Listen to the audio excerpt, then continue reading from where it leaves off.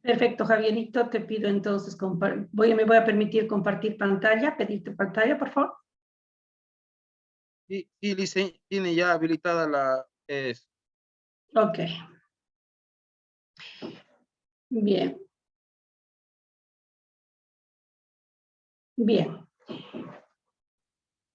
Bueno, estimados colegas, siempre hablar de un tema tributario, para quien les habla, es una nueva oportunidad de hacer conocer lo poco o alguna pequeña experiencia que podemos tener durante el campo, pero que definitivamente es importante para poder tener una buena relación dentro de la sociedad a partir de un pilar fundamental para su desarrollo, que es justamente la captación de recursos para sus necesidades básicas. Y es por eso que en este momento vamos a conocer justamente el tema de, le he querido llamar a esta conferencia, los tips de una fiscalización como acto administrativo tributario.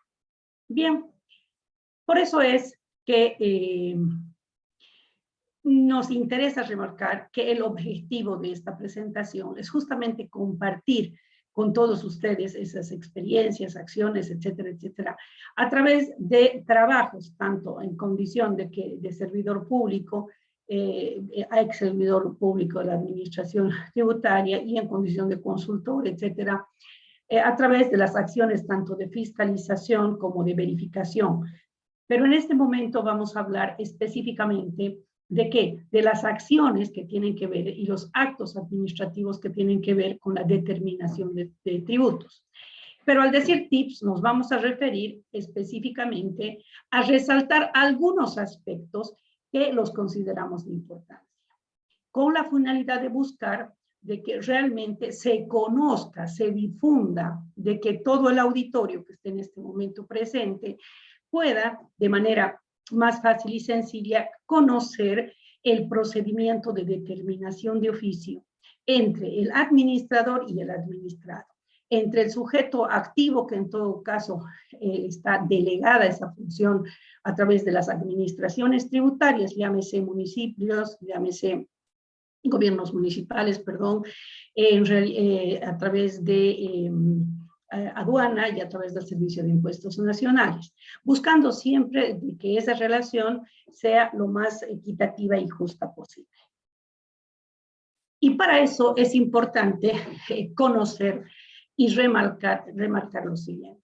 Después de haber sido parte de las anteriores jornadas, escuchar con mucha atención a los colegas que me han precedido en la presentación, lo que he visto por conveniente ahora básicamente es resaltar algunos temas que considero de muchísima importancia. Espero estar a la altura de las expectativas de los anteriores espectadores, de los anteriores expositores y de los espectadores. Es importante saber que cuando hablamos de la determinación tributaria hay dos formas de determinar. Eso lo sabemos, pero ¿cómo expresamos esa determinación tributaria? Aquella determinación se hace por cuenta propia, es decir, cuando el contribuyente ya ha asumido el rol respecto de que es un obligado tributario por la ley, con conciencia o sin ella, le guste o no le guste, lo hace, declara sus declaraciones juradas, es decir, informa sus declaraciones juradas, sus acciones, sus operaciones, los actos que son grabados de impuestos, ¿a través de qué? A través de las declaraciones juradas, más conocido como autodeterminación o por cuenta propia. Por otro lado, vamos a hablar básicamente de la determinación que le llaman determinación de oficio, es la que determina la administración tributaria, pero, y ahí es remarcado, ¿sí? Un poquito con una letra más grande, cumpliendo normas y procedimientos. ¿Dónde materializo esto? ¿Dónde veo estas actuaciones? A través de los trabajos de verificación, llámese interna, verificación externa, fiscalizaciones, pueden ser integrales, que son de varias gestiones y varios impuestos, pueden ser parciales, aquellas que son básicamente las que se refieren a verificar impuestos de un solo año, ¿correcto? Y el mismo nombre adquiere para esto en el caso del Servicio de Impuestos Nacionales, cuando estamos yendo a hablamos de una determinación de oficio por parte de impuestos nacionales. ¿Se llama lo mismo en aduana? Sí, se llama lo mismo. Básicamente son fiscalizaciones que se hacen y también tienen el control que ellos realizan periódicamente o permanentemente cuando se hace, por decir, el control, como ahora está, o lo que fuera el control para el tema, digamos, del contrabando. ¿Qué están haciendo? Están haciendo un acto de control, donde producto de eso, ¿qué puede haber? Puede haber una determinación tributaria. O en el caso de las alcaldías. En el caso de las alcaldías, exactamente igual, con el nombre, llámese verificación en sitio, llámese verificación puntual, llámese fiscalización, etcétera, adquieren un nombre similar. ¿Y por qué será esto? Porque es necesario, y remarcamos en este momento, de que sepamos que la ley madre, donde regula la forma de actuación de cuando hablamos de la determinación tributaria, bueno, o sea, coincidimos y compartimos el mismo código tributario. Y por eso es importante conocer qué normas debo aplicar cuando estamos hablando de un ámbito tributario. ¿Quiénes debemos observar estas normas? Simplemente los servidores públicos de la administración pública, llámese aduana, llámese impuestos, llámese alcaldía. O también, por ejemplo, lo decía el anterior expositor, el doctor Sugar, también puede ser un privado, que no necesariamente es un servidor público, a través de un informe de auditoría, ¿correcto? Ahora, puede, y no solo para fines tributarios, como presentando la información tributaria complementaria, que evidentemente hay una resolución de obligatorio cumplimiento para las consultoras o el profesional independiente que dé una opinión con carácter de informe tributario. Sino también puede darse el caso que un consultor externo o un profesional independiente quiera expresar o recibe el encargo de un cliente que quiera saber cómo está su comportamiento tributario y le pida que haga una auditoría. Perfecto, sería una Dice, auditoría especial. Sí. perdón, solo se está viendo, falta aplicación en modo completo, le dice en la pantalla. Perdón, no entiendo, Javierito, perdón. Está la pantalla de PowerPoint, Sí. está solamente, bueno, se ve una sola diapositiva ahorita. Tendría Sí. que ponerlo en modo completo para que lo podamos ver, Ok. dicen, por favor. Déjame ver un minutito. ¿Me das un minutito, por Sí, favor? sí, listo. Gracias.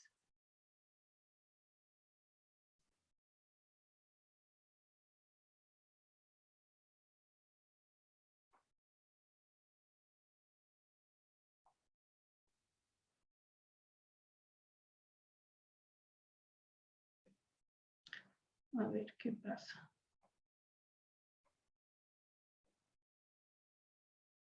Ahí, Javier.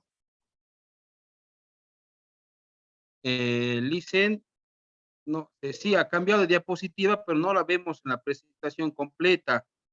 Ya, un minutito, por favor. Ya listo.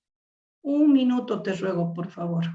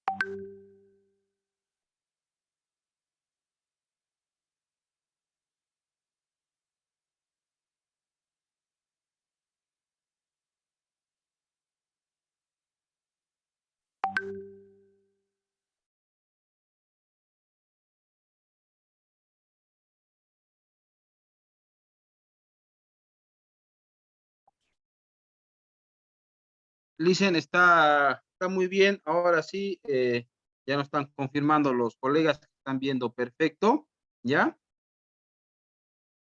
Perfecto, ¿me escuchan ahora? ¿Están viendo? Sí, sí, sí, sí, sí, también Licen, lo escuchamos bien y vemos muy bien también. Le Ya, agradezco. ¿Sí? Continuemos, por perfecto. favor. Más bien, mil disculpas, no me di cuenta. Mil disculpas, por favor. Bien, entonces lo que tenemos que tomar en cuenta, les estábamos comentando, es justamente el conocer, primero que nada, que cuando aplicamos un procedimiento de oficio, vale decir que atendiendo a las facultades de controlar, verificar, comprobar, fiscalizar, la administración tributaria en sus tres administraciones, valga la redundancia, tiene que conocer perfectamente cuál es la primacía legal de la aplicación de sus normas.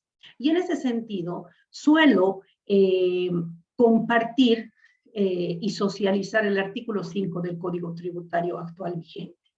¿Ya?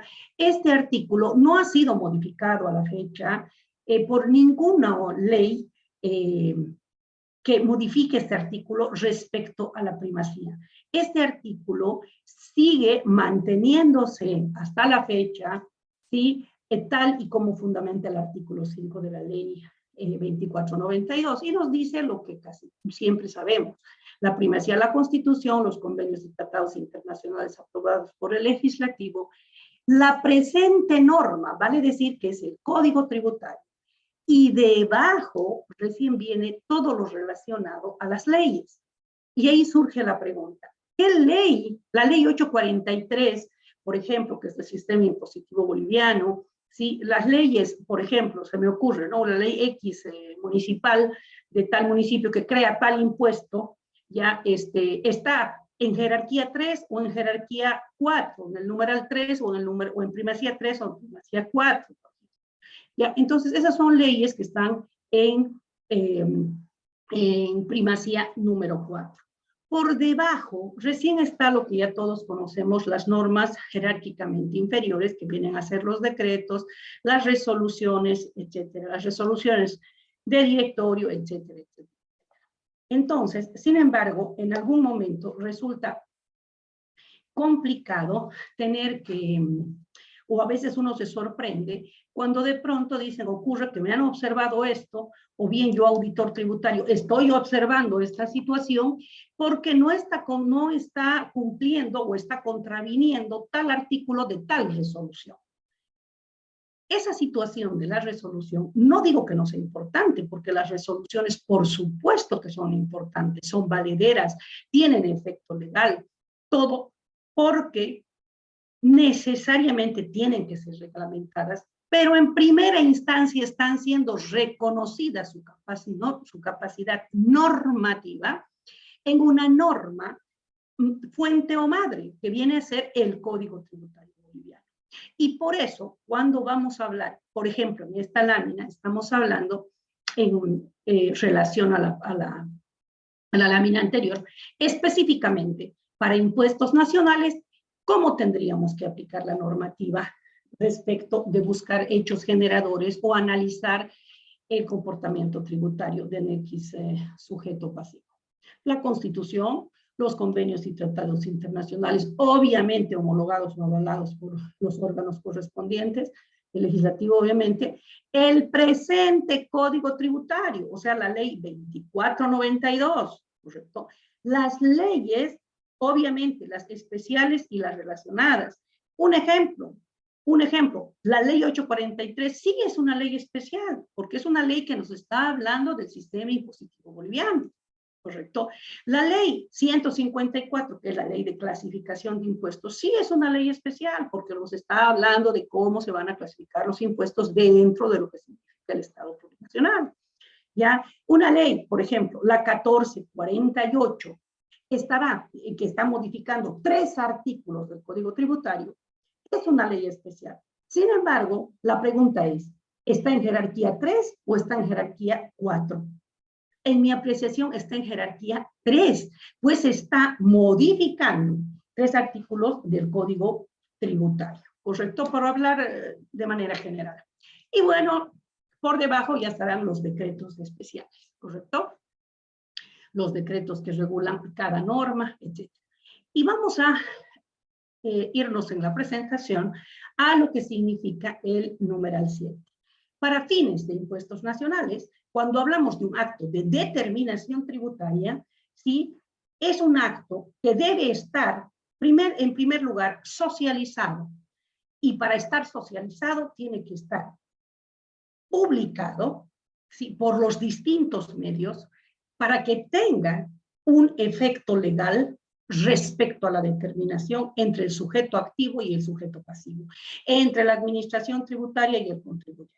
Correcto. ¿Y cuál es la forma en la que se está manejando esto? Por ejemplo, para impuestos nacionales, evidentemente creo que ya han hablado también anteriormente los colegas, respecto de que la norma base de la determinación tributaria es la resolución número 32 del 2016. Recientemente, debido a las modificaciones que ha habido al Código Tributario a través de la Ley 1448, se ha emitido la resolución 16 de la presente gestión del 2022, donde en observancia a la Ley 1448, que modifica, reitero, el Código Tributario, evidentemente ha realizado las modificaciones correspondientes a través de la resolución. Pero en ningún momento ha habido a hoy una norma de carácter de impuestos nacionales que dé de baja esta resolución. Esta resolución 32 del 2016 es la resolución bajo la cual se está indicando todos los pasos y los procedimientos, más que procedimientos, los pasos que debe observar la administración tributaria cuando vaya a determinar tributos. Y bueno, se complementará con estas modificaciones. También en anteriores días he escuchado, justamente, me parece que justamente ayer el licenciado Zapana, del colega Zapana, hablaba justamente sobre los métodos de determinación. Cuando hablamos de determinación tributaria, vamos a hablar de conceptos muy importantes y uno de ellos es justamente a través de qué determino y qué método estoy utilizando para poder decir que determino que hay un adeudo tributario de esta naturaleza. Y él ayer nos hablaba de que aparte de que voy a ir por el camino de la determinación, ¿qué pasaría si aplicando esta resolución ocurre que no tengo ninguna información y tengo ciertas causales que no me permiten hacer mi trabajo de determinación tributaria o mi auditoría tributaria, ya por encargo de un cliente, etcétera? Entonces, podré utilizar el método de determinación de casos especiales por presunción, aplicando, ¿qué cosa? El artículo del 42 adelante, que establece en qué circunstancias vamos a utilizar el método de presunción, y él lo ha explicado muy claramente respecto a que vamos a utilizar la resolución 24 del 2018 y que ha sido complementada, más bien modificada, con la 16 del 2013, que ya no vamos a hablar de eso. Ese sería el marco legal. Yendo a lo que define, tenemos que tener muy claro, yendo a otra situación, tenemos que tener muy claro qué es el concepto de hecho generador. Fíjense, cuando aplicamos impuestos, evidentemente los impuestos nacen a través de una ley, ¿de acuerdo? Pero, por ejemplo, si grabamos el IVA, si se graba el IT, si se graba cualquier otro impuesto, nace de la ley 8 de 43, evidentemente. Pero dice el hecho generador. La pregunta es, ¿sabemos realmente el concepto hecho generador? ¿Qué es lo que significa? Y eso es lo que quiere decir aquí. El Código Tributario define, boliviano, define que esto es el hecho generador, ¿sí? No dice necesariamente debe ser, por ejemplo, una factura por sí misma, donde no se pueda determinar la existencia de una transacción. ¿Creen ustedes que es hecho generador? Esas son las preguntas que nos tenemos que hacer cuando vayamos a hacer una determinación de oficio. Y por eso es que dice hecho pone como condición existencia fáctica totalmente probable. Eso quiere decir hecho de naturaleza jurídica o imponible. Es el presupuesto de naturaleza jurídica o económica expresamente establecida por ley.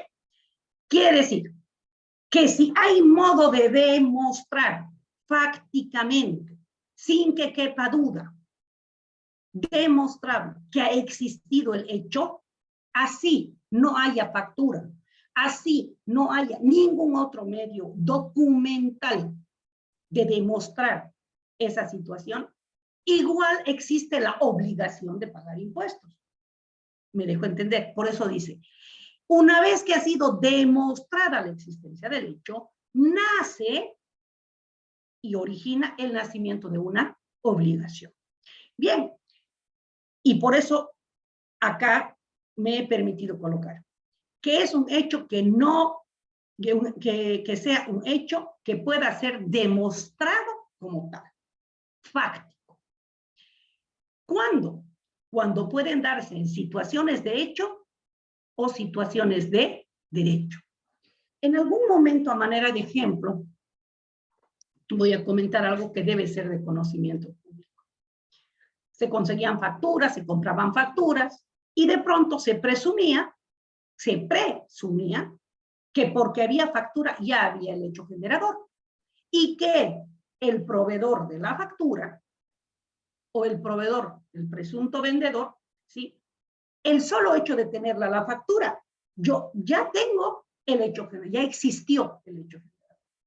Sin embargo, después de haber hecho una serie de procedimientos de investigación, se determina que nunca existió el vendedor, que nunca había, sí había la factura, pero nunca pudo demostrarse que había el bien para poderlo vender. Si había el bien, si no había el bien, menos se podría haber vendido algo.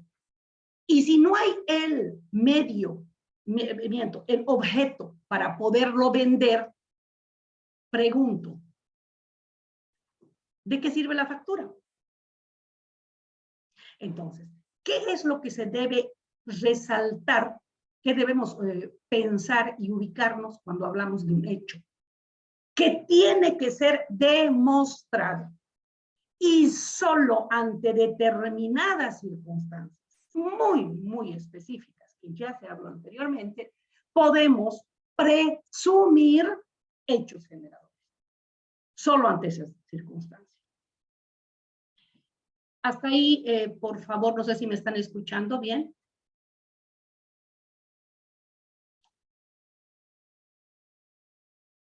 Me imagino que sí. Bien. Si no, cualquier situación, por favor, me la hacen conocer. ¿Qué es la prueba? Bien, ustedes agarran un diccionario jurídico y van a encontrar muchas definiciones de prueba. Bien, agarran el código tributario y van a encontrar la palabra prueba. Pero tenemos que tener claro que partamos del hecho de que la prueba constituye parte imprescindible del instituto jurídico en todas las materias.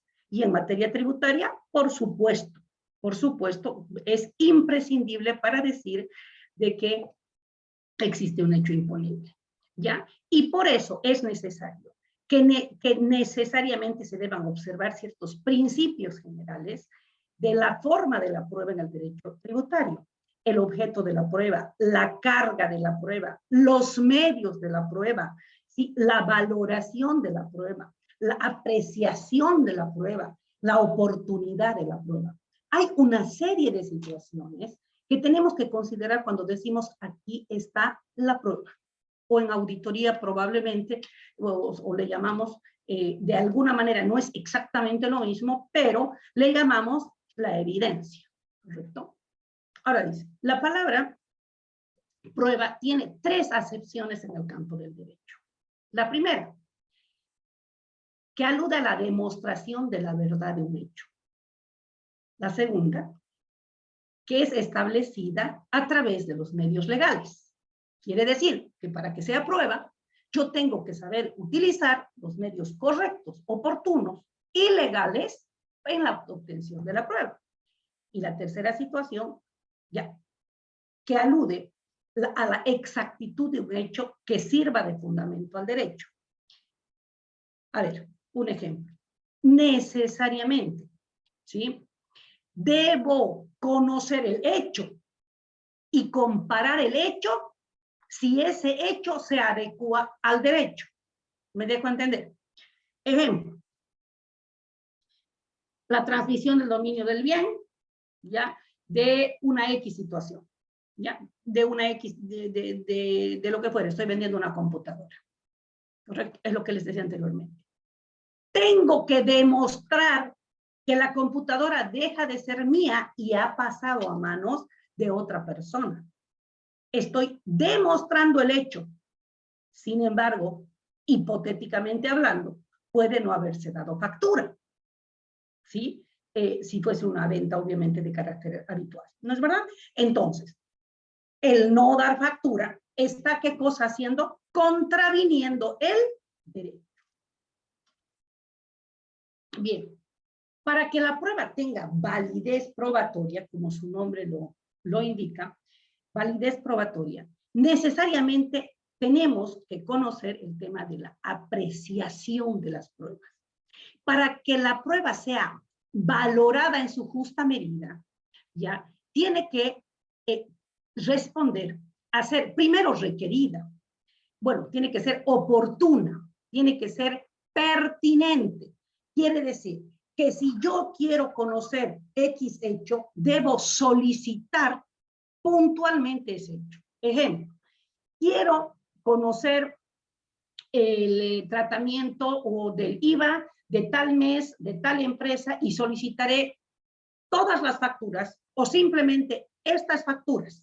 Me dejo de, es decir, pertinencia. Segunda cosa, para decir que ese hecho, por decir que por alguna razón no se pagó de la manera adecuada, no puedo decir que de acuerdo al formulario 400 se verifica que ha habido movimiento, ¿ya?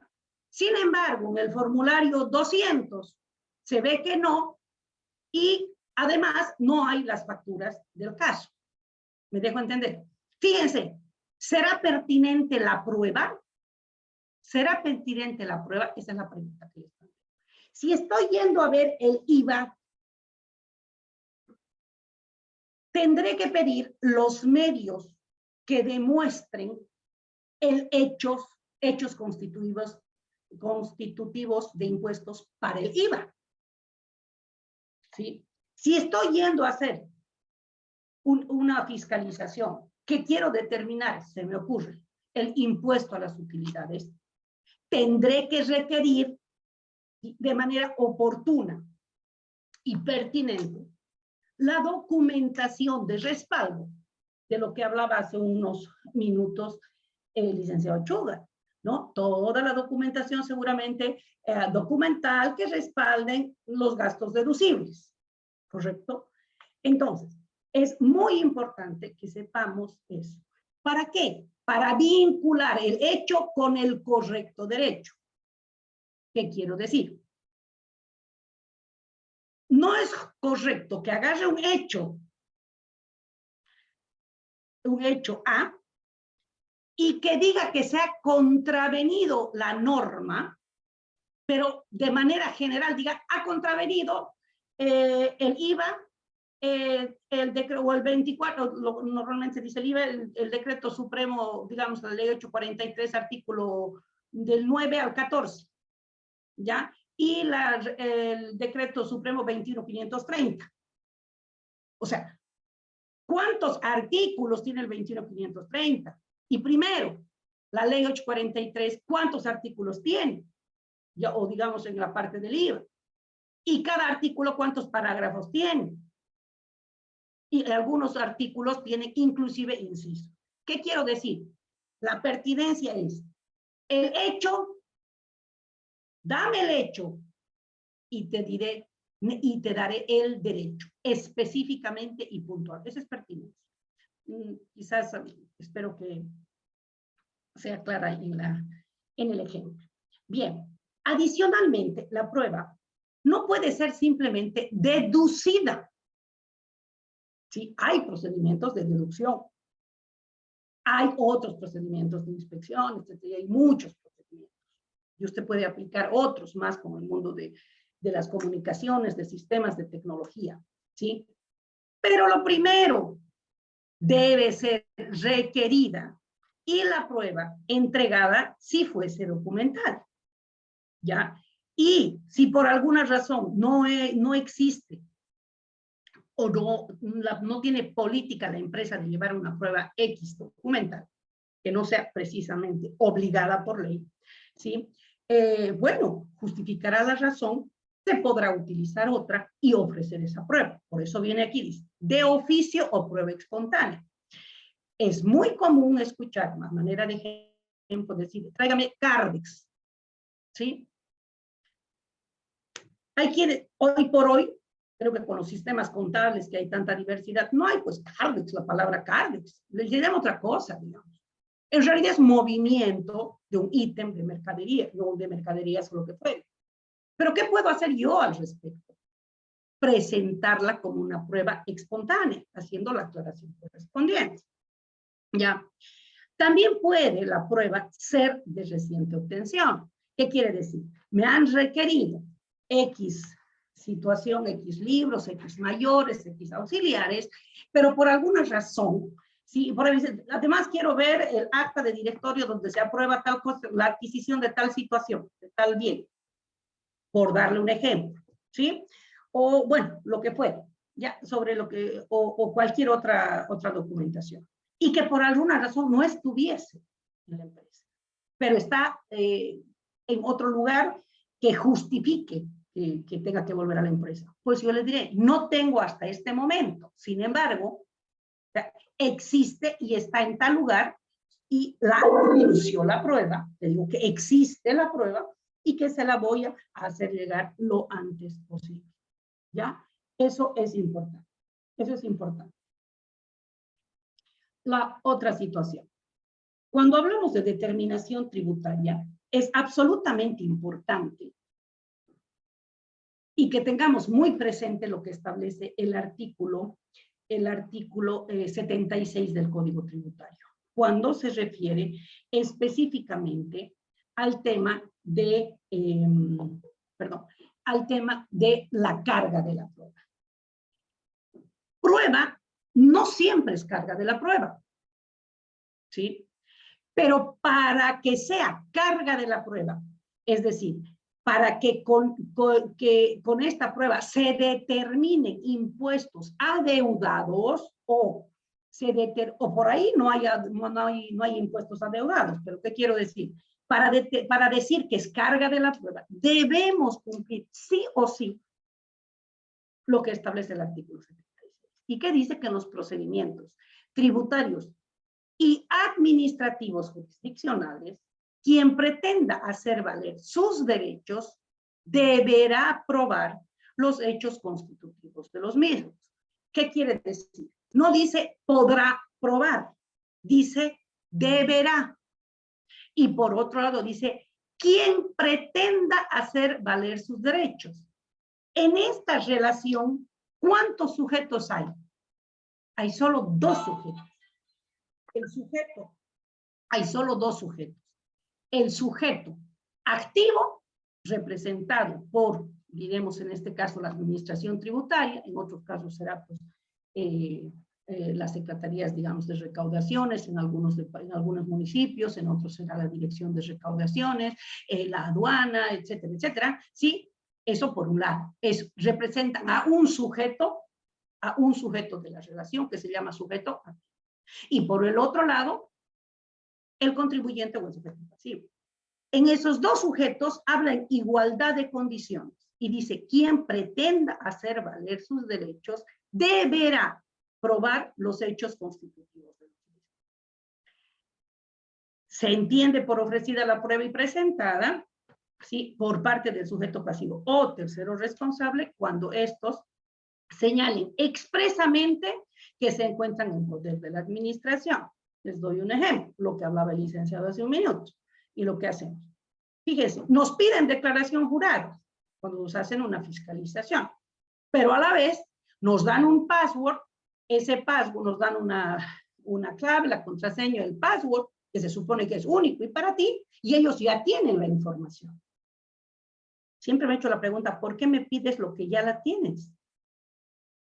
Mando el estado financiero a través de, bueno, de los procedimientos que ellos han determinado, ¿correcto? Por ejemplo, los estados financieros, con dictamen de auditoría externa, todo lo demás, pero si me hacen una determinación, ¿qué hacen?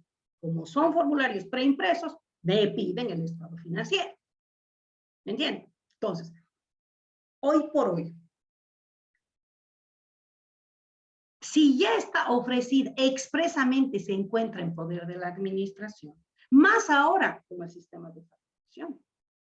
Hoy por hoy esa información físicamente puede no estar parte de ella, pero fíjense este escenario, nosotros tenemos que entender y ubicarnos en el momento en el cual, ¿sí? Vamos a hacer uso de lo que significa este artículo cuando hablemos de la carga de la prueba, sea cuando estamos buscando carga de la prueba, es decir, cuando la administración tributaria va a ir a hacer un trabajo de determinación de oficio, o cuando el auditor externo, por alguna razón, determina que no se ha pagado bien los impuestos, el auditor externo está verificando que no se ha cumplido algo. ¿Qué está haciendo? Haciendo uso de este artículo, ¿correcto? Bien. ¿Cómo obtengo la prueba? La más fácil, la más rapidita de pedir y la más práctica es la documental. Dice, ¿cómo obtengo la prueba?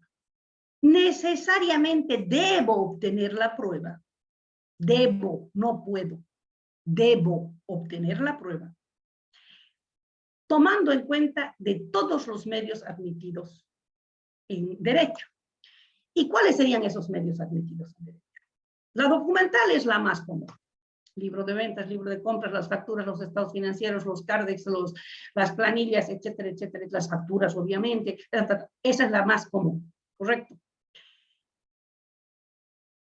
También puedo obtener la prueba a través de ¿qué? Lo que ya se habló, a través de las presunciones, ¿ya? También se puede obtener carga de prueba, en este caso, prueba o carga de prueba la aplicaríamos en el caso del sujeto activo, a las confesiones. Quiere decir que él puede mandar una carta, lo que sea, y dice que se ha quemado la documentación o se ha perdido.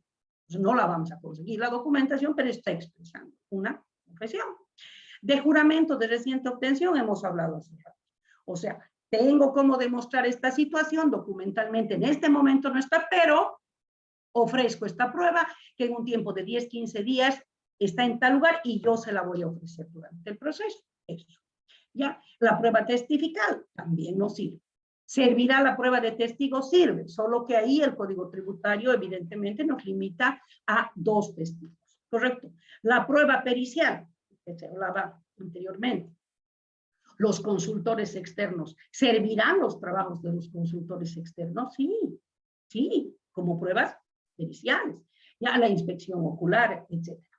Ya, ahora, hay formas, y esa es la pregunta, ¿qué pasa? Por eso lo he puesto en otro color.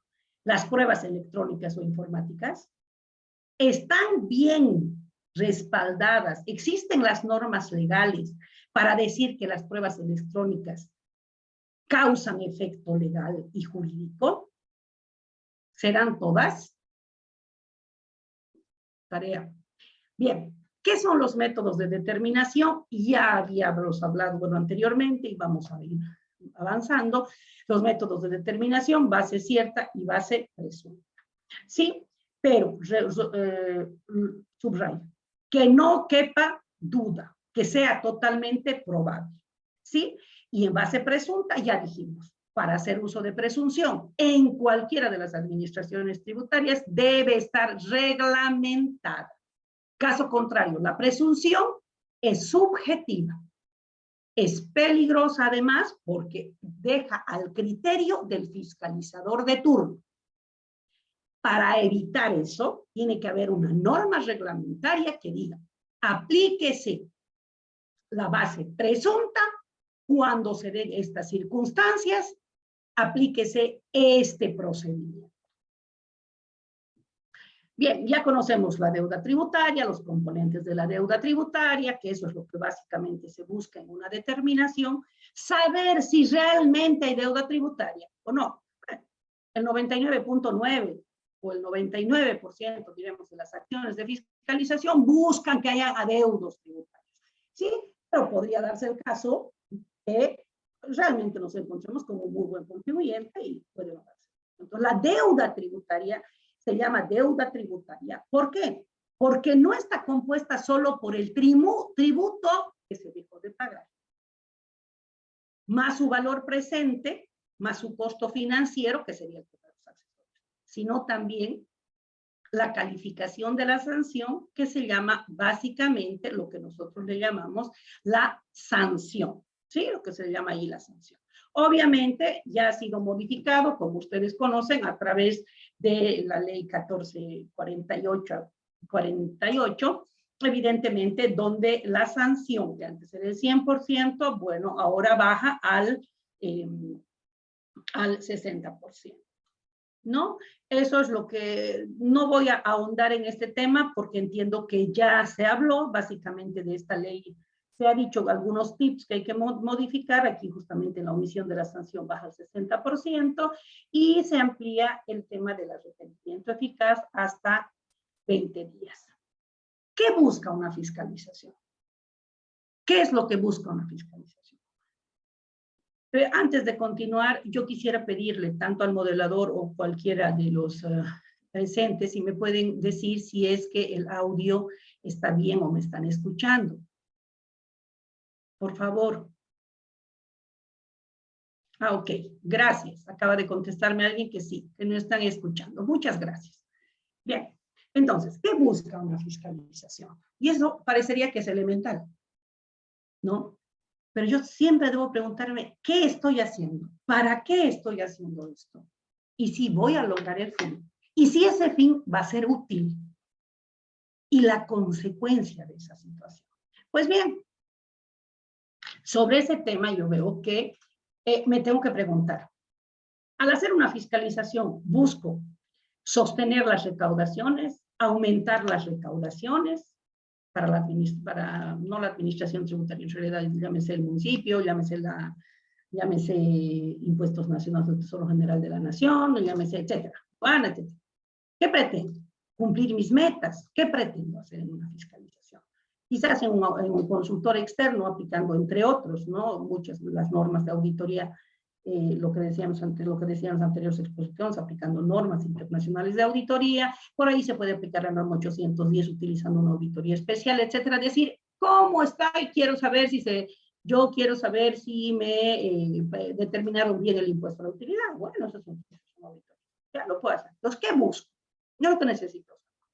¿Ya? Quiero aumentar mis recaudaciones, quiero justificar el sueldo de yo funcionario público. ¿Qué es lo que busco? ¿Ya? Cobrar impuestos o busco más elevar sanciones.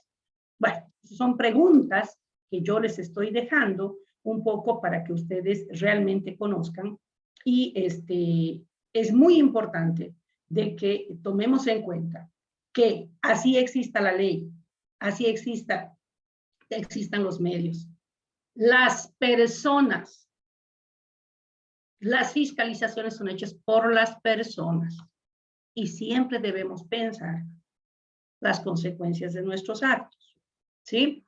Muchas veces cuando no tenemos claro qué es lo que busca una fiscalización, nos quedamos muy sujetos, estamos muy expuestos a la subjetividad de los actores.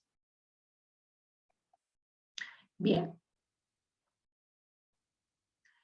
Justamente para eso, para que no llegue el momento, me digan, ok, soy auditor externo para hacer una auditoría especial, de auditoría tributaria especial, o soy fiscalizador, ¿a dónde voy? Tengo que tener claro mi fiscalización. Tengo que tener claro qué hago. Hago los cálculos, estoy contra el reloj. Bueno, me gustó esta gráfica por eso. Tengo que tener absolutamente claro cuál es el objetivo de mi control. Y para realizar el control, ustedes conocen ya todo lo que significan las facultades que establece evidentemente el Código Tributario. En el caso municipal, que han sacado, por ejemplo, han creado sus leyes como corresponde a haberlo hecho, ¿no?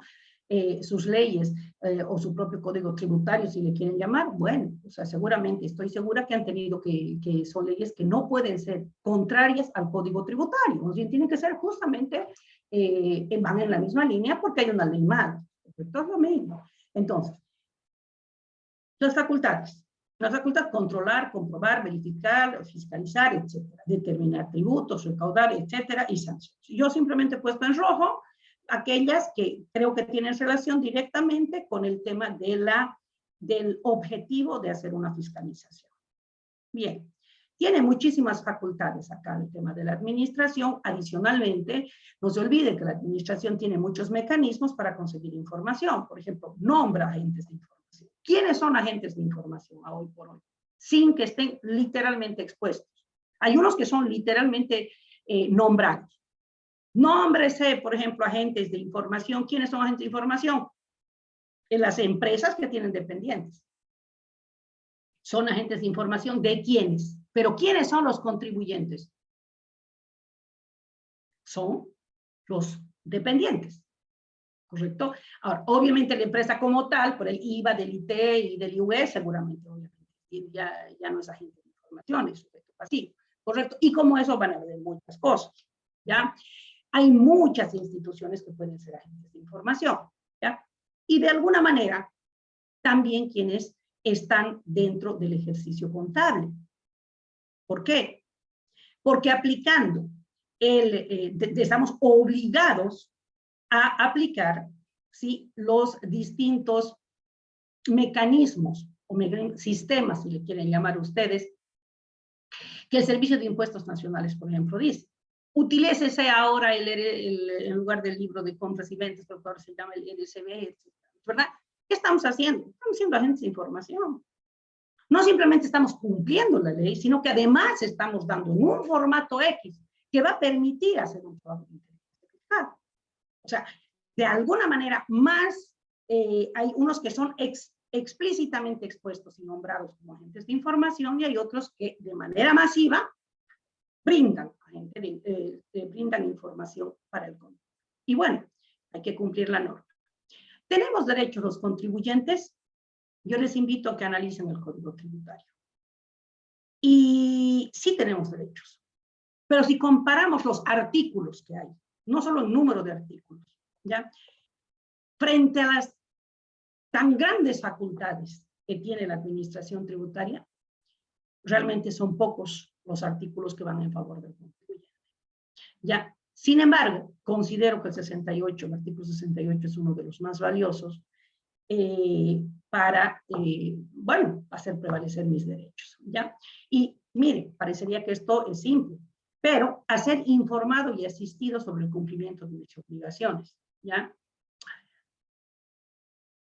Esta información, por ejemplo, hay un sujeto pasivo que puede no entender el tema del nuevo sistema de facturación, ¿sí? Va a la administración tributaria y le dice, vaya donde su contador que le explique.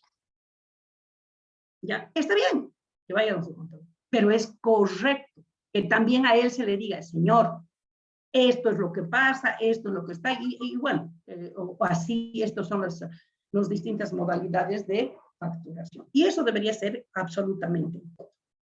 Muchas veces nos acercamos a las instituciones, señor, si usted no hace esto, en 7 días va al tema de cobranza coactiva. ¿Ustedes creen que van a volver los contribuyentes con esa, ¿qué les digo, me puede ayudar?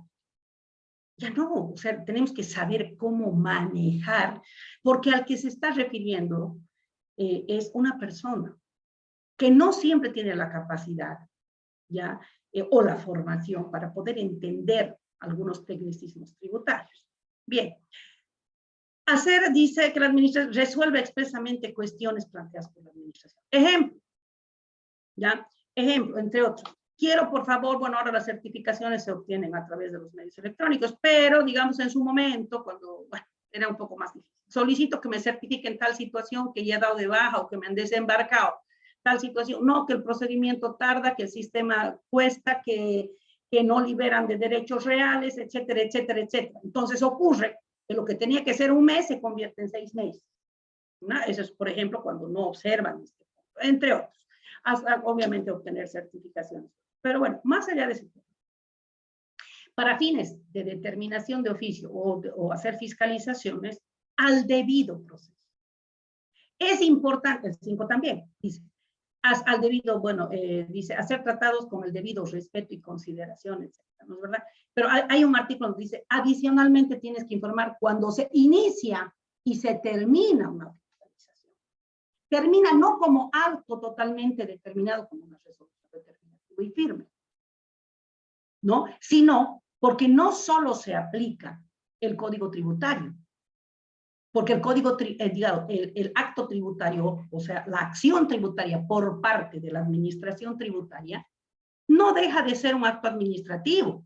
Y hay una ley que se llama la Ley 2341, la Ley del Procedimiento Administrativo, que no establece ningún tipo de excepción y que también debe ser considerada y respetada en todos sus alcances. Y pues ahí se le tendrá que informar. ¿No es verdad? Les invito a que lean el artículo 4, entre otros, de esa ley, y bueno, ahí les van a aclarar algunas cuestiones. Dice que al debido proceso, ya, es decir, que se ha informado, mire, pasa esto, pasa tal situación, hemos cruzado facturas y pasa, mira, todo durante el proceso del trabajo de campo, etcétera, puede uno acercarse y saber el estado en el que se encuentra su determinación. Muchas veces suelo escuchar que también el contribuyente se descuida, no quiere hacer nada, dice yo prefiero no ver, no escuchar, no sé nada, he entregado la documentación, sabrá el contador y me olvido. Y creo haber cumplido. Y de pronto nomás le llegan, señor, aquí está su vista de cargo. Listo. No le han preguntado a él si supo cómo se determinó, si quiere saber cómo se determinó, etcétera, etcétera. Directamente le llevan una vista de cargo. Nos preguntamos, ¿se está cumpliendo este artículo? ¿Ya? Este numeral, perdón. Obviamente el artículo 7. Él tiene en cualquier momento el derecho a preparar descargos. Es decir, a aclarar, a argumentar por qué no está de acuerdo con los cargos que se le están haciendo. Lo que les decía, al inicio y la conclusión de la fiscalización, no está diciendo al inicio y cuando llegue la vista de cargo. Dice inicio y conclusión. Vamos a ver si el procedimiento se cumple o no se cumple más adelante. Bueno, la acción de repetición cuando se paga de más o se paga equivocadamente, etc. Bueno, y si bien esto ya no es este artículo de la Constitución, porque este artículo sigue vigente, pero bueno, data de la anterior Constitución y bueno, en ese momento se llamaba el artículo 16. Bueno, ¿qué busca la determinación por parte de la Administración Tributaria de impuestos nacionales? El objetivo lo dice la resolución 32, que es determinar adeudos tributarios, ¿sí? Adicionalmente, establecer sanciones producto de la determinación. Y a estas dos cosas se le llama unificación de procedimientos. ¿Qué significa? Que no se tiene que hacer una resolución sancionatoria o cualquier otro tipo de situación por separado, por un lado para la sanción y por otro lado, ¿sí? Para la la fiscalización donde busca omisión de pago o tributo omitido. Ya, no, sino que en esa misma resolución se debe unificar ambas cosas y se dice, por un lado se ha determinado tributo omitido que para que sea actualizado, hemos hecho la actualización correspondiente, cobrado los intereses por tramos, etcétera, etcétera, y adicionalmente, usted no ha presentado el libro, o no está de esta manera, o no ha hecho tal cosa, o no tiene tal situación, entonces tiene multa por incumplimiento a deberes formales, o adicionalmente no ha presentado de auditoría externa, o etcétera, etcétera, etcétera, etcétera, y se le cumpla, ejemplo, multa por incumplimiento a deberes formales, que eso también está reglamentado en la resolución 33 del 16. Bueno, y adicionalmente por eso se suman las sanciones. Bien, en lo que se llama adeudo tributario va a estar calificada una contravención que se llama omisión de pago, solo que la sanción emergente se va a poner dentro del concepto de adeudo tributario. El resto, bueno, son sanciones emergentes del acto. Y vamos al procedimiento. Hasta ahí, señor modelador, discúlpeme, no sé cuánto tiempo me queda.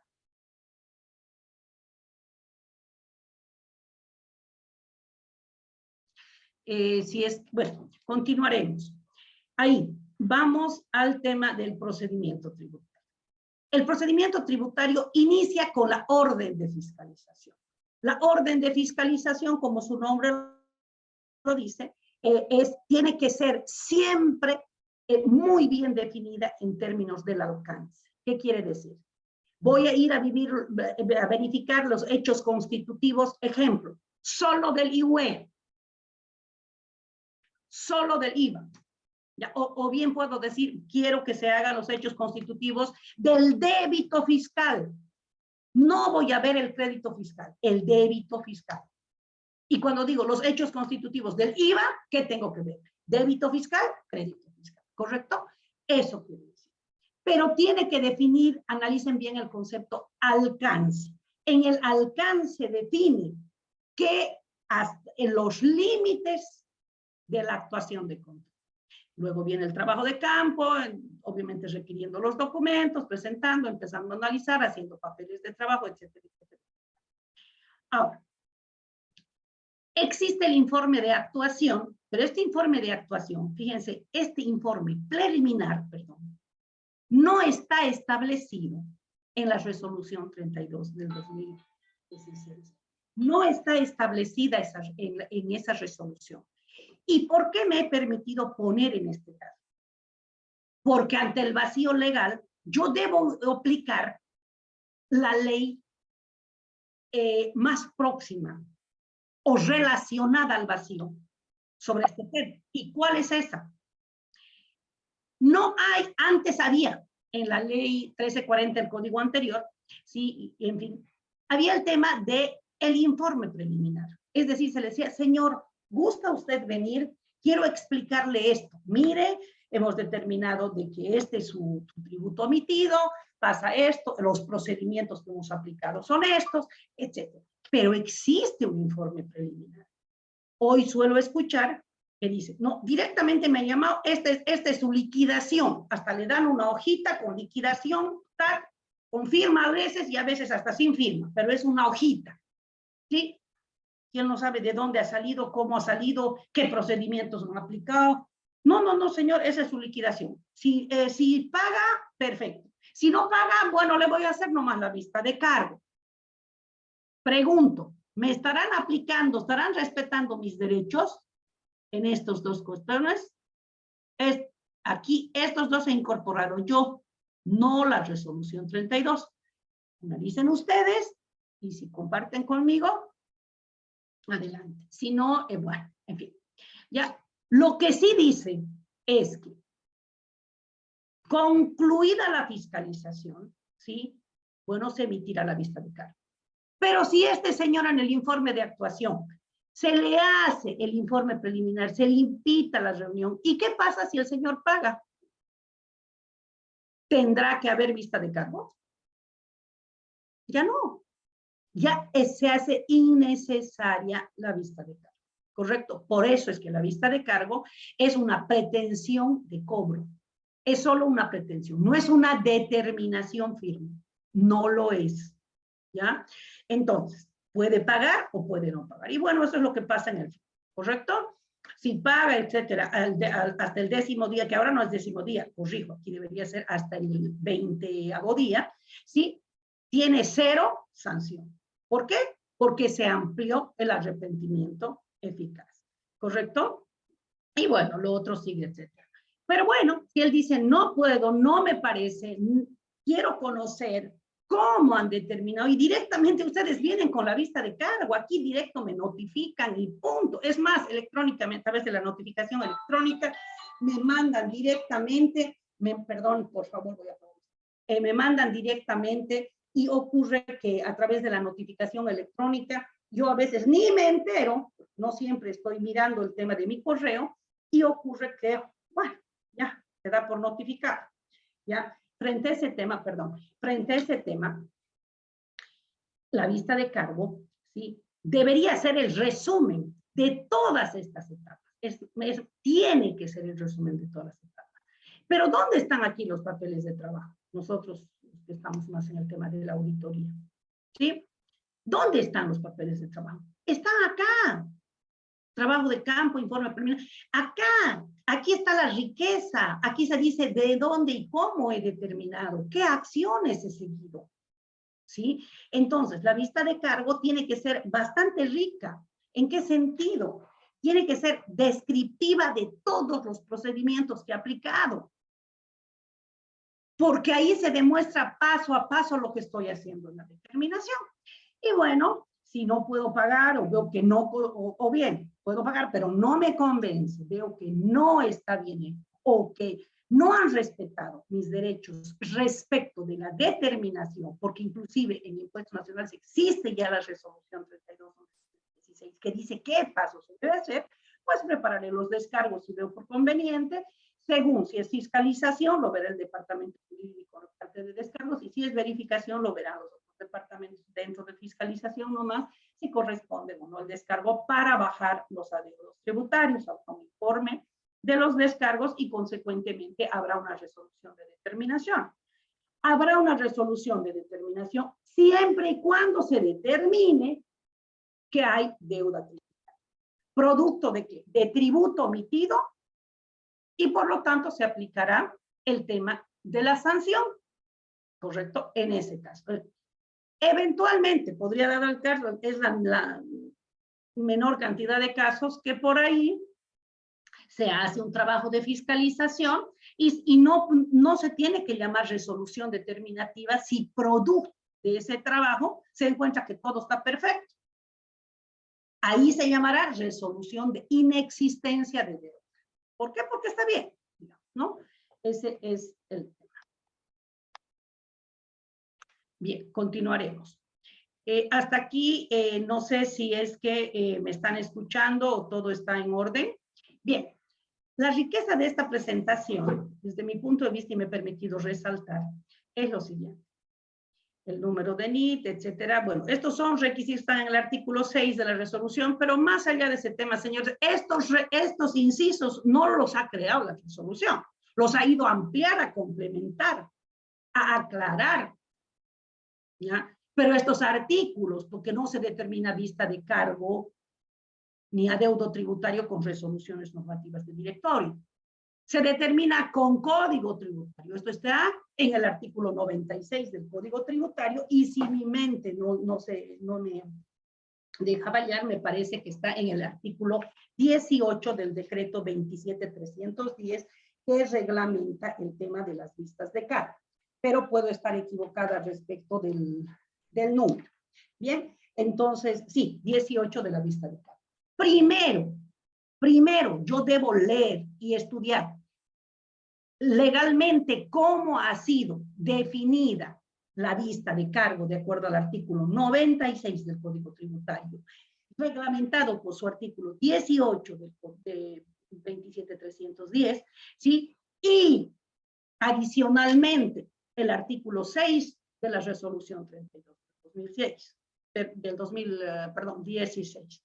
2016. Bien, me he permitido con azul poner acá algo que generalmente se deja pasar muy rápido.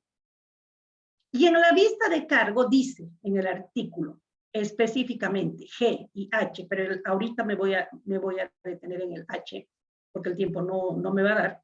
Entonces dice, tendrá que describirse en la lista de cargo los hechos, actos, datos, elementos, valoraciones, si quiere llamarle procedimientos, técnicas, procesos, etcétera. O sea, que fundamenten las observaciones detectadas. ¿Qué quiere decir? Que se tiene que describir, no solo acompañar un cuadro resumen de las observaciones con códigos, sino describir los hechos, actos, datos, elementos, valoraciones que fundamenten las observaciones. Adicionalmente, debe ser puntual y pertinente. ¿Qué quiere decir? Esta observación contraviene puntualmente el artículo fulano de la ley tanto, reglamentado por el artículo sultano del decreto tanto, adicionalmente contraviene la resolución, no sé, el artículo 5 de la resolución normativa tanto, que señala esto. ¿Sí? Entonces, ahí dice, además la normativa contravenida que corresponde a cada observación. No dice una estimación, dice a cada observación. Bien. Bueno, continuaríamos con la otra situación, etcétera. Ya no voy a continuar, no me va a alcanzar el tiempo, pero me voy a parar también en esta situación. Y dice, ya que es muy importante que, perdón, voy a ir. Acá, en el inciso G, ya está hablando, ya me está diciendo, si en esta descripción estoy haciendo de todos los actos, elementos, etcétera, que fundamenten mis observaciones, o sea, aquí está la carga de la prueba, aquí, ¿sí? Ahí me va a decir si realmente el método que estoy utilizando ha sido de base cierta o ha sido de base presunta. ¿Me entienden? Si aquí yo puedo demostrar que tengo los pasos, elementos, procedimientos, etcétera, que contravienen tal norma, pues tendré que decir que estoy sobre base cierta. Sin embargo, si estoy ante circunstancias que no me permiten aplicar este inciso, hechos, elementos, etcétera, porque no hay la documentación, por una serie de quema o se puede, etcétera, una serie de situaciones que se pueden dar, tendré que estar ante una situación de base presunta. Bien, eso simplemente para que ustedes lo tengan ahí y vamos a ir hasta acá. Hay obviamente el tema de la resolución determinativa. La resolución determinativa, exactamente igual. La resolución determinativa viene a ser prácticamente cuando no se ha cancelado la vista de cargo, no quiere el contribuyente, considera que no es correcto, y bueno, deja pasar el tiempo, entonces la administración tributaria decide a la vista de cargo, a la vista de cargo, si no está de acuerdo, le corresponden, si el contribuyente ve por conveniente, realizar los descargos que corresponden. Si bien aquí yo he puesto acá el tema de la resolución, obviamente está reconocido en el artículo 98 del Código Tributario respecto a la posibilidad que tiene el contribuyente de formular sus descargos, concordante con el 68 cuando habla de que puede presentar cualquier medio de descargo que él vea conveniente. Y bueno, la resolución obviamente no le va a interesar decir, así me vas a presentar los descargos. Pero, ¿qué nos corresponde a nosotros? A los consultores, a los profesionales en el área, orientar que el descargo, como dice aquí está su base legal. Dice, no indica cómo, aquí también es demasiado genérico. Sin embargo, ¿qué es importante? Sugerencia. Tiene que haber antecedentes, tiene que haber observación puntual, que para ello sería prueba de cargo. ¿Qué haces tú para también de manera puntual, pertinente, ¿sí? fundamentar en hecho y en derecho, es decir, con documentos, con pruebas, con prueba puede ser testifical, pericial, etcétera, etcétera, ya, tú el descargo correspondiente, ¿es verdad? Esta factura que usted, o esta transacción que usted la consideró como prueba de cargo porque contraviene esto, quiero decirle que a través de la certificación conseguida o emitida de esta manera, con la transferencia bancaria de tal cosa, con tal situación, se demuestra que no corresponde la observación. ¿Me entiendes? Más o menos así tiene que ir. Es un criterio, bueno, yo lo dejo a criterio de los profesionales, pero la recomendación es que doy que sea pertinente y que sea puntual y bastante objetiva. Y ahí vienen los descargos. Los descargos, bueno, después de los descargos habrá un informe, etcétera, etcétera. Probablemente acepten parcialmente los descargos, probablemente no, etcétera, etcétera. Hasta que por último tendrá que haber una resolución determinativa en si es que definitivamente ha decidido no pagar el contribuyente. La misma situación. Por ejemplo, resolución determinativa también se llamará a temas de aduana. Seguramente en el tema de gobiernos municipales o en municipios más bien, seguramente le llamarán resolución o administrativa de determinación, no sé exactamente, pero cada municipio va a tener que emitir ¿qué cosa? Resolución, porque la resolución está reconocida con el nombre de determinativa en el Código Tributario. Por ahí le llaman resolución municipal de determinación, está bien, pero el objetivo sigue siendo el mismo. Y tiene que gozar de muchos requisitos y que son de obligatorio cumplimiento, no que se pueden aplicar, sino que se deben aplicar. Y bien, todos estos que no voy a, solo los voy a comentar, como les dijimos, se van a referir a la base, tendrá que ser presunta, tendrá que cierta, tendrá que ser bastante fundamentada el hecho que contravenga el derecho, etcétera, etcétera, sobre este tema. Tendrá que comentar cómo se valoró el descargo, si se presentó, ¿no? Porque no todos los casos se presentan descargos, pero digamos que ya se habían presentado, a ver, ¿por qué se desestimó el descargo? ¿O por qué se consideró parte? Y la otra parte sigue dentro del adeudo tributario, etcétera, etcétera, etcétera. ¿Me entiendes? Entonces, pero tiene que hacer alusión. No es suficiente con decir, sí, se presentó descargos, pero no han sido suficientes, por lo tanto, se mantiene el monto de la vista de cargo. ¿Eso qué es? O sea, es nada. Acá es un tema, un documento fundamentado en la ley. Tiene que decir las razones por las que se desestimó los descargos. ¿Qué más tenemos que decir con relación al tema? Bueno, y otras situaciones que tengan que ver con, bueno, ya hasta que se determine el monto. Bueno, cuando se hace una determinación para fines de impuestos nacionales, las fiscalizaciones, los descargos los van a evaluar el departamento jurídico, ¿sí? Los descargos. Cuando se trata de fiscalizaciones de verificaciones internas, etcétera, internas y externas, todo el tratamiento va a estar en manos de, en todo caso, el Departamento de Fiscalización. Sin embargo, las fiscalizaciones, llámese de CDIMS, llámese parciales, llámese total, etcétera, más verificación externa, porque es un poquitito más profundo, lo va a hacer, perdón, los descargos los van a valorar el área de jurídica, como dice este cuadrito. Siguiente. Preguntas, entonces, y al concluir,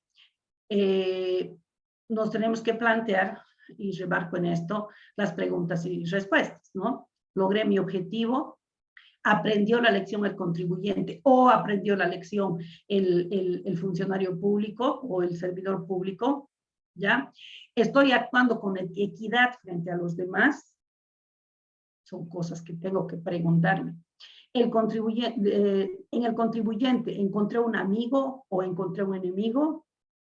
¿Seguirá pagando este señor sus impuestos? O quizás encontrará un modo de seguir realizando sus operaciones sin necesariamente estar, por ejemplo, dentro del régimen general. ¿Será que en los otros regímenes transitorios, entre comillas, se puede desarrollar esta acción de fiscalización como se hace con la gente del régimen general? ¿No? O sea, el ser habido, es decir, tener un lugar donde me puedan notificar, ¿será bueno, será malo? Porque si es bueno, si tengo un lugar donde me notifiquen, me van a poder exigir. ¿Qué pasaría si habrían hechos generadores que no hay, es decir, que generan impuestos y que sencillamente no hay a quien notificar? O sea, hay situaciones y situaciones que tenemos que analizar. Bien, entonces tenemos que buscar, creo, estas preguntas son para ustedes, ¿sí? Para ver si realmente logramos un justo equilibrio ya en la relación jurídico-tributaria, desde el rol en el que nos encontremos. A partir de ello, nosotros sabremos, al concluir nuestro rol, cómo nos sentimos, en cualquier condición, tanto como contribuyentes como servidores públicos, ¿sí? Quizás acabamos llorando, quizás acabo renegando, por ahí me da igual, soy indiferente, o caso contrario, acabo mi trabajo, pero teniendo una buena relación tributaria. Hasta ahí habría terminado mi participación. Agradezco a ustedes, no sé si hay alguna pregunta, me gustaría por favor que el modelador me ayudara o me indique el lineamiento que debo seguir para esta presentación, por favor. Muy bien, querida Licen. Sí, hay algunas consultas. Voy a proceder a dar lectura, por favor. Nos dicen, Licen, buenas noches. ¿Cómo se puede considerar un aviso digital de impuestos vía buzón como una prueba y o carga de prueba para una posterior fiscalización? Ok, muchas gracias, Javier. A ver, hay que tomar en cuenta que a partir de la ley 812 se crea una nueva forma de notificación, ¿sí? Si bien existían 7 formas de notificación, ahora, ahora hay una octava, que es que es justamente la notificación electrónica. La notificación electrónica por sí misma, ha salido una resolución también sobre el tema donde indica que abra o no abra el correo el titular del NIT, igual al 5º día, se presume que ya el acto de notificación ha sido concretado. Vale decir que ya se da por notificado. ¿Ya? Entonces, por ejemplo, puede darse el caso que no es lo ideal, que una vista de cargo se la notifique a través de un correo electrónico, probablemente eso me están consultando, ¿correcto? Es un riesgo, porque si yo soy el titular del NIT y le digo y dejo mi trabajo y de repente el NIT mío y evidentemente con mi contraseña probablemente contrato un contador, una persona externa o el contador de mi empresa, dependiente de la empresa, no se ha percatado de lo que ha llegado al correo, entonces ya se da por notificado. Sobre este tema quiero comentarles algo. En lo personal, yo no estoy muy de acuerdo, no estaba muy de acuerdo en el 2016 cuando nace esta notificación, porque hay que tomar en cuenta que más o menos en Bolivia somos 11 millones de habitantes. En el padrón de contribuyentes no supera los 500,000 contribuyentes, de los cuales menos de 300,000, mucho menos, ¿sí? Diría yo que son del régimen general. ¿Ya? ¿Ustedes creen que toda la gente va a estar pendiente del correo electrónico o que si le están notificando una vista de cargo todo el tiempo? No, no todos están pendientes, no todos están preparados para tener un contador de planta que esté permanentemente viendo que va a llegar de impuestos, ¿ya? Sin embargo, esa es la realidad, pero sin embargo, la notificación electrónica sí causa efecto legal, ¿sí? Más con el tema de la pandemia, ahora la situación ha cambiado. La situación del mundo nos ha obligado a trabajar y a que muchos actos tengan el efecto jurídico a través de correo electrónico. Inclusive hay audiencias, todo lo que se maneja en las salas virtuales a través del Poder Judicial es a través, no todo, pero la gran mayoría no son presenciales. Entonces, sí tienen efecto jurídico. ¿Ya? Entonces, es importante, señores, que cuando ustedes sean objeto de fiscalización, reciban una orden de fiscalización, sea de manera personal, etcétera, estén pendientes. Adicionalmente, esto les puede servir. El artículo 104 del Código Tributario establece que una fiscalización o verificación no debería durar más de un año. Entonces, yo sé cuándo he entregado mis papeles a la administración tributaria, yo sé cuándo me han notificado con el inicio del alcance de una orden de fiscalización. Tendré que considerar que no pase más, o antes del año también me acercaré. También tengo obligaciones de ir y decir, a ver, el estado en el que se encuentra mi trabajo, para que no me sorprenda con este tipo de cosas. Solo excepcionalmente se pueden ampliar las fiscalizaciones a 1 año y medio. No sé si hasta ahí he absuelto la consulta. Sí, Licen, excelente. Muchas gracias, colegas. También nos pregunta Liz Ávila. Buenas noches, licenciada. ¿Un proyecto rectificario puede considerarse una fiscalización voluntaria? Perdón, no he escuchado, se ha cortado un poquito. ¿Un proyecto qué, perdón? Rectificario. Rectificatorio. Sí, debe ser, pero ¿Ya? sí. ¿Ya? ¿Puede considerarse una fiscalización voluntaria? A ver, claro, lo que creo que quiere consultar el colega es si el yo corregir o hacer una declaración jurada rectificatoria porque estoy corrigiendo un acto que me he equivocado, ¿no es verdad? Que somos humanos, ¿no? Entonces me he equivocado en algo y quiero corregirlo. Puede considerarse una fiscalización voluntaria. Dice, en realidad la respuesta es no. ¿Por qué? Porque el acto de fiscalización, la facultad de fiscalización, tiene que darse entre dos sujetos de la relación jurídico-tributaria. En este caso, el sujeto activo, que en este caso sería, digamos, impuestos nacionales, sí, y el sujeto pasivo, que sería el contribuyente. Entonces, no es fiscalización porque la fiscalización tiene que ser determinada por otra persona que no sea el contribuyente. ¿Me dejo entender?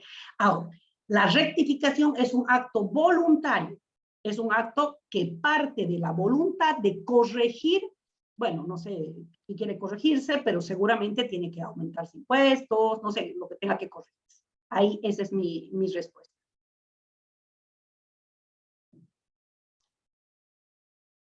¿Alguna otra, Javier? Sí, vamos con 2 consultas más y culminamos, Licen, por favor. Dice, el SIN notifica al contribuyente presionando para que se presenten en sus oficinas. Y es entonces donde muchas de las notificaciones ya han prescrito. ¿Cómo podríamos evitar eso? Ese es un tema apasionante, el tema de la prescripción es apasionante y no es la manera correcta. Bueno, les voy a dar mi punto de vista. La inducción a cometer errores o a que yo me autoincrimine es ir contra un principio constitucional. ¿Qué quiero decir con esto? No puedo decir, ven por favor, para que yo te notifique. Y al notificarte, estoy interrumpiendo el acto para que quede como respaldo que tu actuación, pero motivada por mí, ha permitido que se interrumpa la prescripción. Sobre ese tema, primero, no es ético. Segundo, no es legal. Tercero, demuestra que el fin justifica los medios. Me van a disculpar que yo sea tan sincera quizás en hablar, pero son tantas las facultades que tiene la administración tributaria que creo que mínimamente se debe cumplir lo que dice la norma. Ahora, la administración tributaria Es una labor que se tiene que manejar, pero con mucho cuidado, porque no puedo vulnerar principios y garantías constitucionales, por un lado, pero por otro lado, también hay que respetar las facultades de la administración tributaria. Sin embargo, estos actos que son inductivos, que van a ir en mi contra, no corresponden bajo ningún punto de vista. Entiendo lo que comenta el colega, porque sí, he visto de que los llaman. Tiene que venir a tal lugar, tiene que venir a tal lugar. No es así la cosa. Tengo un domicilio fiscal. Está bien que vaya siempre y cuando no haya un domicilio fiscal. No tenga reconocido dónde está la ubicación del NIT. En ese caso, úsese el celular. ¿Me entiende? Pero para decir, señor, aparte de eso, les ruego que actualice su domicilio fiscal. Pero quiero comentarles que las formas de notificación, la primera forma de notificación es la personal y no está puesta ahí porque sí, está puesta de casualidad. O sea, esa orden de notificaciones no ha sido hecha al capricho. Está ordenada porque definitivamente hay actos importantes que tienen que ser notificados personalmente en el domicilio fiscal del contribuyente. ¿Alguna otra, Javierito? Dicen, están llegando varias felicitaciones hacia su persona por la exposición que nos ha brindado el día de hoy. Y bueno, usted sabe que el tiempo también ya hemos llegado justamente a la hora y media que está programada esta sesión, por lo que, licenciada, voy a proceder, por favor, a otorgarle este reconocimiento de parte de la Academia Líder, de parte de CAECO Bolivia y de parte del Colegio de Administradores de Bolivia. Este certificado de expositor a la magíster Marta Silva Zambrana, por compartirnos justamente la temática en el tercer Congreso Boliviano de Tributación, TIF de una fiscalización como acto administrativo tributario. El mismo, licenciada, que se le va a hacer llegar de manera física hasta su domicilio. Además, también una plaqueta de reconocimiento que hemos preparado también para su persona, querida Lice. Agradecerle una vez más por participar con nosotros en esta tercera versión. Es una de las docentes que ha participado, creo, las 3 versiones, Lice, ya, ¿no? De las 3 años que estamos viendo en el mismo congreso. Así que muchas gracias por siempre su predisposición. Y bueno, siguen llegando las felicitaciones, querida Lice. Tus palabras de cierre, por favor. Muchas gracias a todos ustedes, a los organizadores. Los felicito y los valoro. Tenemos que poner a disposición de la sociedad civil lo que sabemos.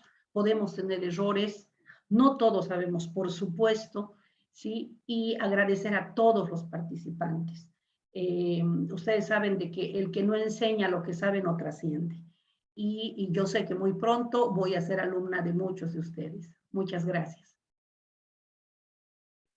Le agradezco, Licen. También agradecemos a todos los participantes que están con nosotros, que nos siguen día a día, sin descanso. Mire, hoy hemos tenido casi 4 horas seguidas, pero siguen conectados y eso es valorable. Muchas gracias a todos los participantes que están presentes. Y bueno, será hasta el día de mañana. Nos vemos a las 7 de la noche con el tema de tributación minera. Muchas gracias, licenciada. Que pase muy buenas noches. Permiso. Buenas noches a todos. Gracias.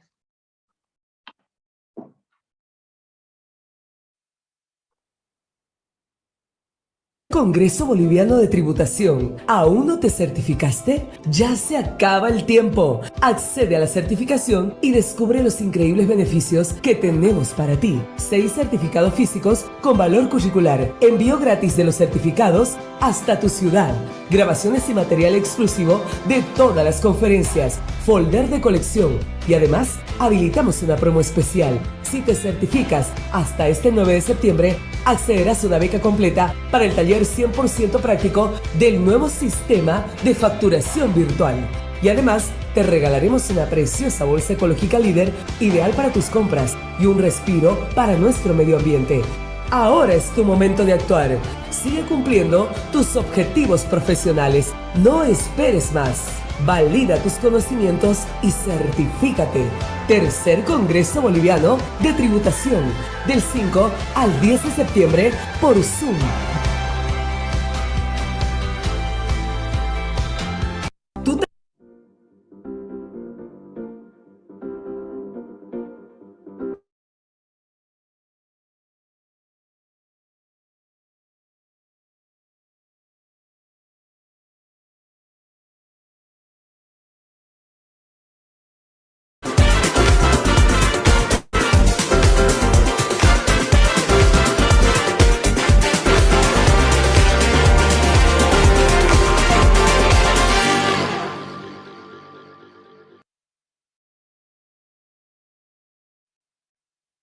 Muy bien, a todos los colegas que todavía están presentes, vamos a invitar a certificarse.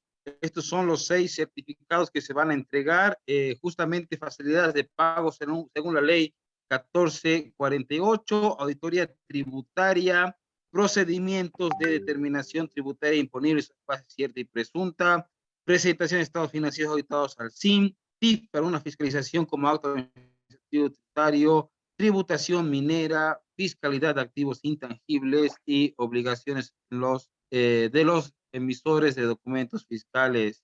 Todo esto tan solo a 150 bolivianos. A todos los colegas pueden contactarse con los números de referencia que están en los grupos de WhatsApp. Muchas gracias, que tengan muy buenas noches.